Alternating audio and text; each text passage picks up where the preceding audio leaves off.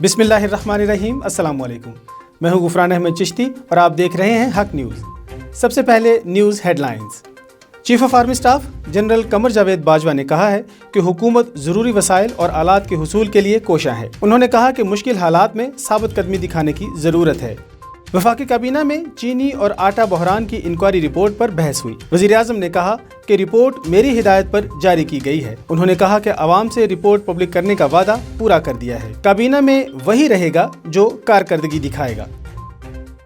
फिरदौस आशिक अवान ने कहा कि वफाकी सतह पर कोई सब्सिडी नहीं दी गई। वज़ीर आज़म ने वाज़े कर दिया है कि इंसाफ की राह में किसी को हायल नहीं होने दिया जाएगा। उन्होंने कहा कि मुस्तकबिल में मसनूई बहरान से बचने के लिए इस्लाहात लाई जाएंगी।